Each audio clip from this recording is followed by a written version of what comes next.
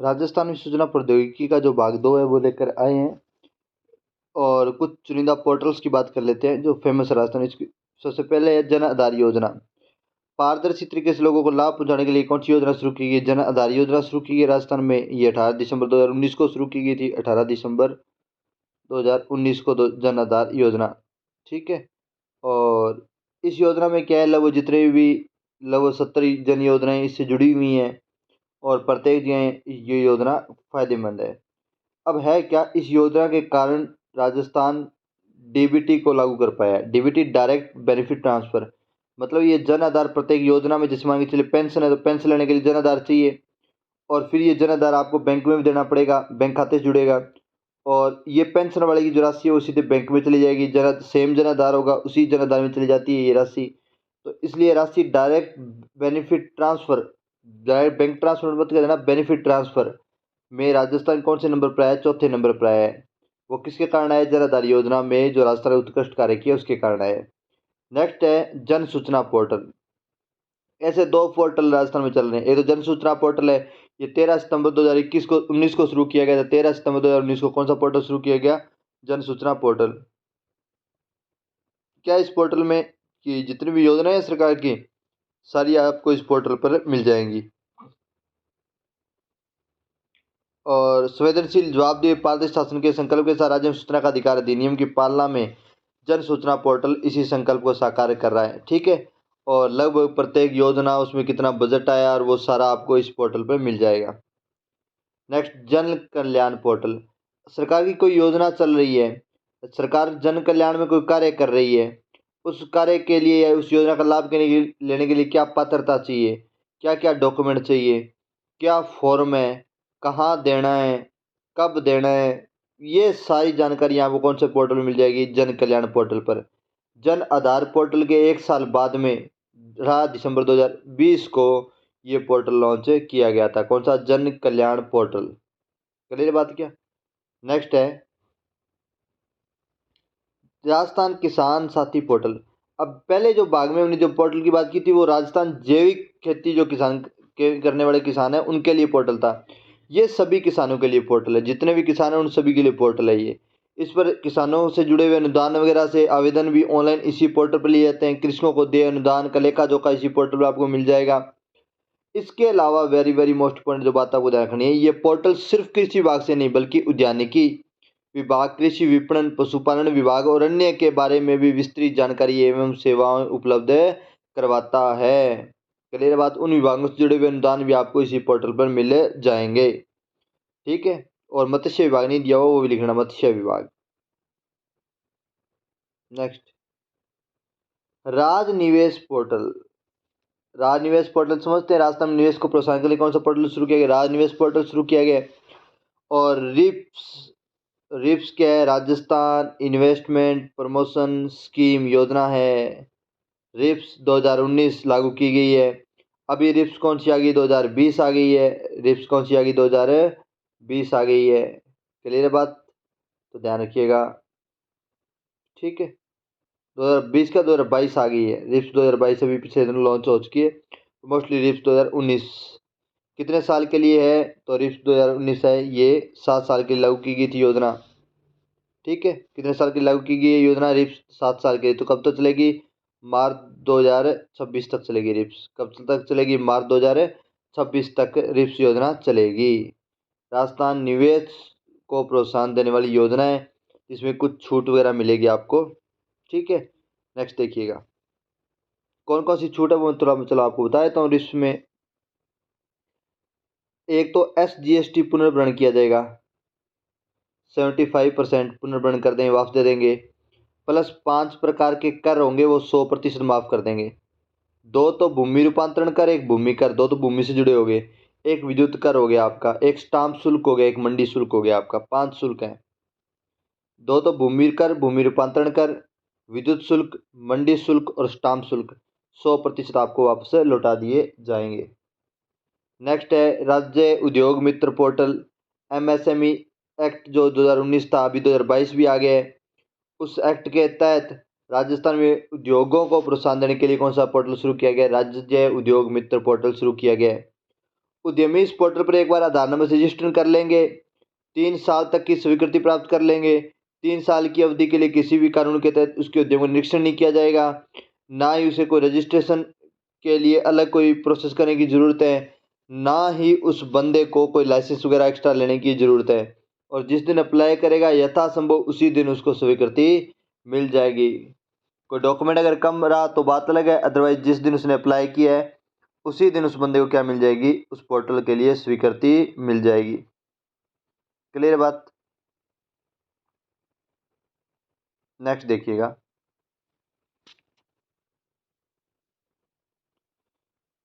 और ये थोड़ा सा देख लेना कि यहाँ पे 3 साल की जगह कितने साल कर दिया गया, 5 साल कर दिया गया है। कितने साल कर दिया गया, 5 साल। 2022 वाले एक्ट में वैसे यही बात है कि इसे 5 साल कर दिया गया है, और कुछ नहीं है। नेक्स्ट, राजस्थान संपर्क पोर्टल। तो सीएम हेल्पलाइन नंबर 181 है, वही portal Rajasthan helpline portal, Rajasthan संपर्क पोर्टल हमने बात कर ली। आमजन की शिकायतें वगैरह इस पोर्टल पर मिलती है, तत्काल समाधान हो जाता है। ई मित्र योजना, जानते ही हैं ई मित्र योजना, ई मित्र कियोस्क योजना, इसके बारे में कोई पढ़ने की या बताने की कोई ज़रूरत है नहीं। 2004-5 में ये योजना क्या हुई थी, शुरू हुई थी। ई मित्र प्लस योजना, आप कोई भी इस पंचायत घर में चले जाइएगा, उसके अंदर एक बड़ी सी मशीन लगी हुई है, उस मशीन के अंदर कंप्यूटर भी लगा हुआ है, आपको स्क्रीन भी नजर आएगी, उसी के अंदर प्रिंटर भी लगा होगा, और लगभग कोई सार्वजनिक स्थानों पे आपको मिल जाएगी। इसके द्वारा बायोमेट्रिक रूप से आप कोई भी अपना, जैसे आधार कार्ड है, अपना ई आधार कार्ड वगैरह कुछ भी डाउनलोड कर सकते हो, अपना जन्म प्रमाण पत्र, मूल निवास प्रमाण पत्र, सारे इस ऐप से आप ई मित्र प्लस से डाउनलोड कर सकते हो। ये एक मानव रहित समय सेवी ई मित्र कियोस्क है, ठीक है, ध्यान रखना। यहाँ पे बंदे की जरूरत नहीं, मतलब आप खुद ही निकाल लेना चाहिए, वहाँ पे कोई बंदा नहीं बैठा होगा।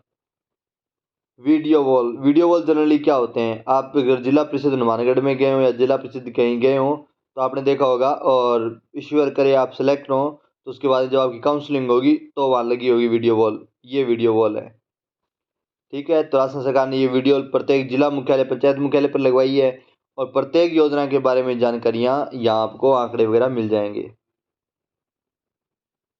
नेक्स्ट जो योजना है वो है राजवीसी। राजस्थान सरकार है वो अपने कर्मचारियों से बातचीत करने के लिए, वीडियो कॉन्फ्रेंसिंग करने के लिए कौन सा पोर्टल यूज करती है, राजवीसी पोर्टल यूज करती है, ठीक है। नेक्स्ट देखिएगा, राजनेट।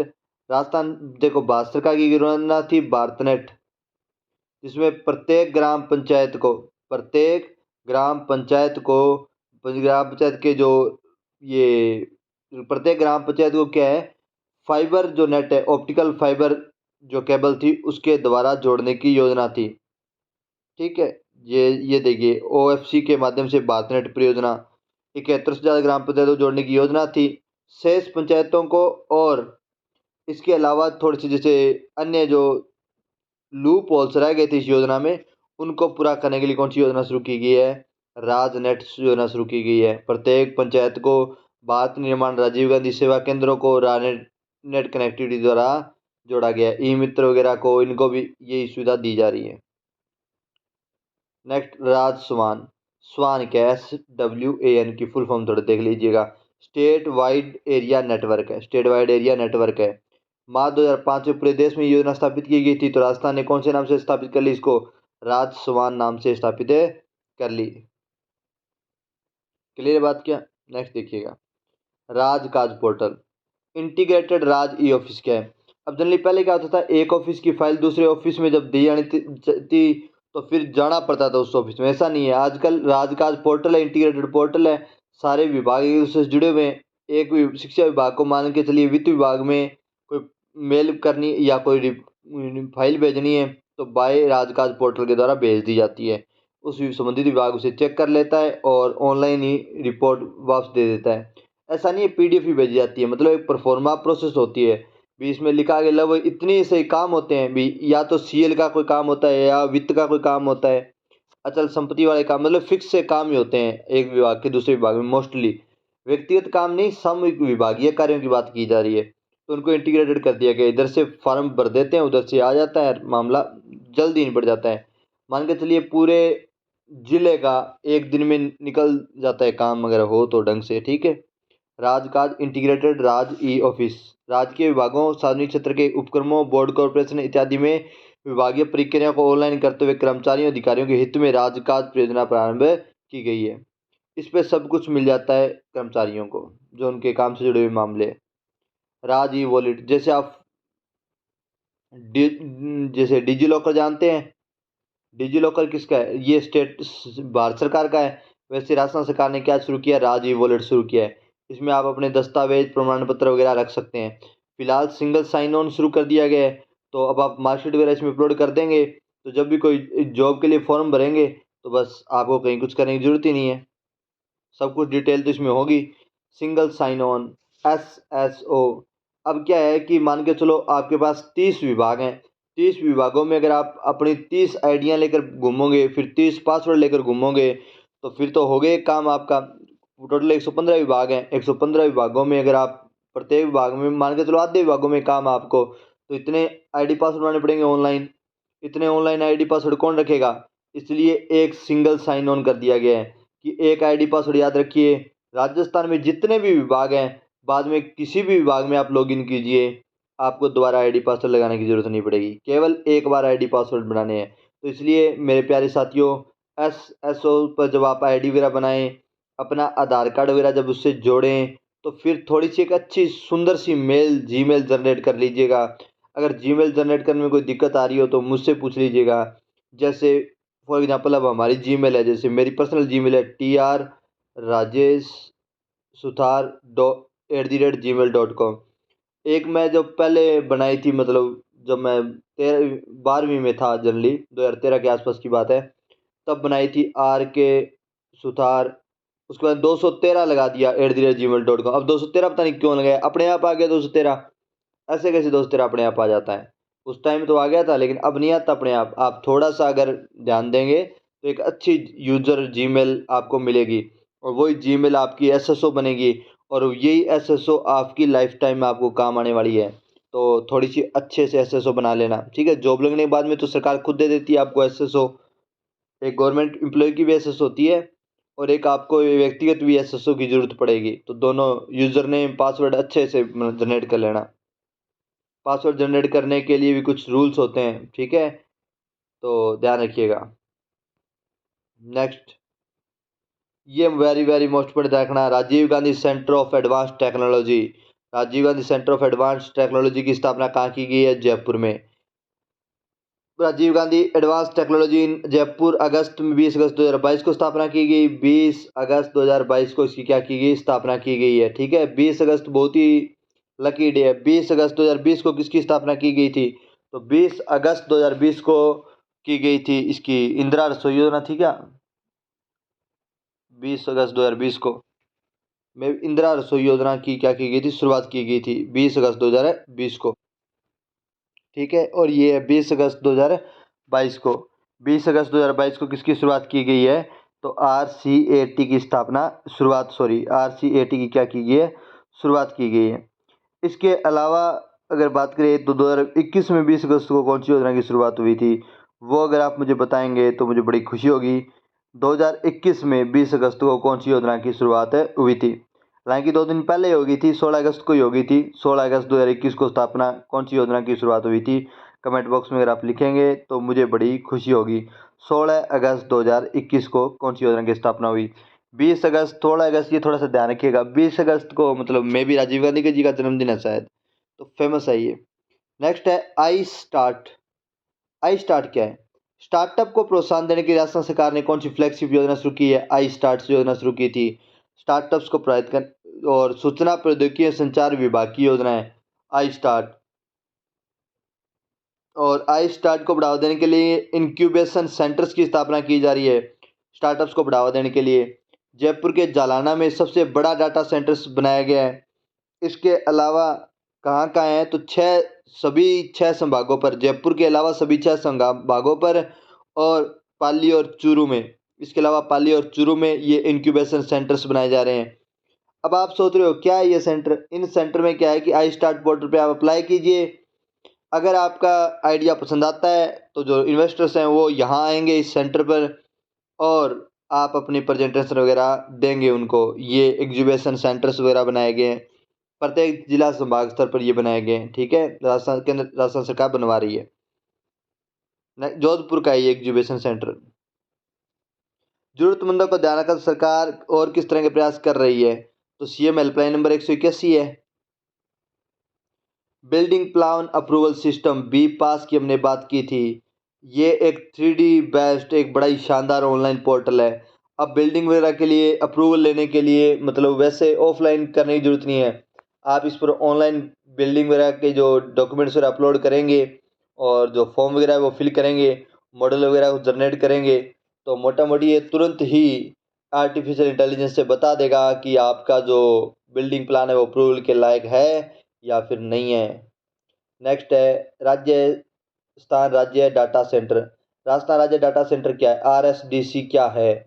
आरएसडीसी मोस्टली में क्या है कि देखो जैसे फेसबुक होता है, फेसबुक पे जब आप फोटो अपलोड करते हो वो फोटो कहीं ना कहीं तो सेव हो रही है ना, वो फोटो कहीं सेव हो रही है, कैलिफोर्निया में सेव हो रही है, फेसबुक के मुख्यालय में सेव हो रही है। तो उसी प्रकार राजस्थान सरकार के जो पोर्टल हैं, जैसे एसएसओ पोर्टल हो गया, और भी जितने पोर्टल हैं, जितने भी विभाग है राजस्थान के, उनकी साइट पे जब आप कोई फोटो वगैरह अपलोड करते हो या अपने डॉक्यूमेंट वगैरह अपलोड करते हो, फॉर्म वगैरह अपलोड करते हो, वो फिर गूगल वालों को मिलेंगे। अब जनरली अगर गूगल से आप वेब होस्टिंग वगैरह करवाएंगे, वेब होस्टिंग बोलते हैं जिसकी, वेब होस्टिंग वगैरह करवाएंगे, तो इसलिए सरकार ने कहा कि हमारे विभाग इतने 115 तो विभाग है, अब इतना पैसा अगर हम गूगल वालों को या अन्य कंपनियों को जैसे गोडेडी जैसी कंपनियों देने लग गए तो फिर तो हो गया काम हमारा। इसलिए सरकार ने खुद का ही राजस्थान राज्य डाटा सेंटर क्या किया गया है, शुरू किया गया। ये बहुत ही शानदार प्रयास है राजस्थान सरकार का, और मोस्टली जयपुर में शुरुआत हुई थी, जयपुर और जोधपुर में इसकी ब्रांच, जोधपुर में भी इसकी एक ब्रांच है, ठीक है। तो जयपुर आरएसडीसी के 800 की कुल क्षमता का 4 डाटा सेंटर जयपुर में और एक डीआर साइट जोधपुर में स्थापित है। ध्यान रखना, एक डीआर साइट का है जोधपुर में और मोस्टली 4 बड़े सेंटर कहाँ स्थापित है 800 की कुल क्षमता के, तो जयपुर में स्थापित है आरएसडीसी। प्रत्येक डाटा आप जो राजस्थान सरकार की साइट पर अपलोड कर रहे हो वो डाटा यहाँ सेव हो रहा है, आरएसडीसी के पास सेव हो रहा है। तो ये बहुत बड़ा प्रयास है राजस्थान सरकार का। इसके बाद देखिए अभय कमांड सेंटर, फोटो देख के पता चल रहा है किन से जुड़ा हुआ मामला है, पुलिस वालों से जुड़ा हुआ मामला है। शहरों में, प्रत्येक शहर में सारी जगह चौराहों पर कमरे कैमरे लगाए गए हैं और ये कैमरे ऑनलाइन जुड़े हुए हैं। किससे जुड़े हुए हैं साथियों, ये कैमरे ऑनलाइन जुड़े हुए हैं इस अभय कमांड सेंटर से। प्रत्येक जिला मुख्यालय पर है ये एक सेंटर और यहाँ पर 24 घंटे पुलिस कार्मिक यूं बैठ करके, हालांकि ये तो फोटो में तो दिखाई देते हैं, इतने नहीं बैठते जनरली, पर मतलब ज़्यादातर कार्मिक यहाँ बैठते हैं और फिर लाइव देखते रहते हैं। जैसे ही कहीं कोई चेन स्नैचिंग की, बाइक चोरी की या अन्य कोई दुर्घटना होती है, तुरंत अभय कमांड सेंटर में फ़ोन किया जाता है। ये तुरंत उस बंदे को फॉलो करते हैं कि ये बंदे कहाँ पर हुई, वहाँ का सीसीटीवी कैमरा खंगालते हैं, कहाँ गया, फिर आगे उसी तरफ के सीसीटीवी कैमरा खंगाल करके एग्जैक्ट लोकेशन बता देते हैं कि बंदा इस वक्त कहाँ है। तो भागने की थोड़ी सी इतनी उम्मीद नहीं होती, ठीक है। अभय कमांड सेंटर त्वरित कार्रवाई के लिए बड़ा ही फेमस है। ये वेरी वेरी मोस्ट इम्पोर्टेंट देखना, राजस्थान सरकार ने बड़ा दाव खेल रखा है इस पर। Rajiv Gandhi fintech digital university कहाँ स्थापित की गई है, जोधपुर में। फिनटेक से नाम पता चल रहा है, फाइनेंशियल टेक्नोलॉजी से जुड़ी हुई यूनिवर्सिटी है। फिनटेक यूनिवर्सिटी कहाँ स्थापना की गई है, जोधपुर में, ठीक है। बाकी और आंकड़े ध्यान रखने वाले नहीं है, उस ध्यान रखना। 672 करोड़ का बजट था और 2021-22 में घोषणा की गई थी। इस बजट की घोषणा नहीं थी, पिछले बजट की घोषणा थी। और ये दूसरी लाइन रखना, केरल के बाद राजस्थान ऐसी यूनिवर्सिटी डालने वाला दूसरा राज्य है और पैटर्न ऐप भी लॉन्च करने वाला केरल के बाद ही राजस्थान दूसरा राज्य है। लेकिन ये एक बात ध्यान रखना, जैसे आरएसडीसी सेंटर है, ये राजस्थान पहला नहीं है ना दूसरा है। पहला राज्य कौन सा है, पहला राज्य है हिमाचल प्रदेश। ये प्रश्न आ गया था पिछले दिनों एग्जाम में, सेंटर में एक एग्जाम में आ गया हिमाचल प्रदेश। एसडीसी सेंटर स्थापित करने वाला पहला राज्य कौन सा है, ध्यान रखना हिमाचल प्रदेश है एसडीसी सेंटर स्थापित करने वाला पहला राज्य है। नेक्स्ट बात करते हैं हम डिजी फेस्टो की। डिजी फेस्टो क्या है, राजस्थान में डिजिटल डाइजेशन करने के लिए, थोड़े इनोवेशन वगैरह को प्रोत्साहित करने के लिए डिजी फेस्टो आयोजित किया जाता है।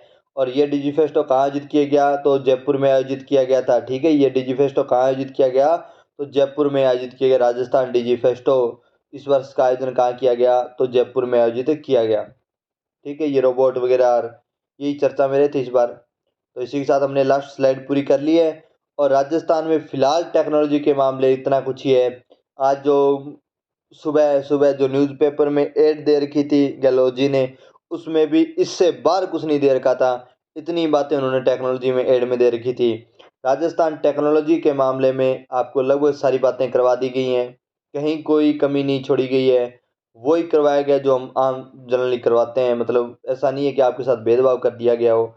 इसलिए चैनल को ज़्यादा से ज़्यादा सब्सक्राइब कीजिए, शेयर कीजिए, और बीच में देखो टाइम ख़राब ही नहीं कर रहे हैं आपका। 30-20 मिनट लगे हैं तो 20 मिनट में आपको काम की बात ही बताई है। तो इसलिए चैनल को शेयर कीजिए, सब्सक्राइब कीजिए, ठीक है, ताकि बार बार बीच बीच में ना कहना पड़े आपको। शेयर कीजिए, सब्सक्राइब कीजिए, ऐसा ना करना पड़े, तो ध्यान रखिएगा, ठीक है। और टेक्निकल राजस्थान टेक्नो में कुछ नहीं रहा है।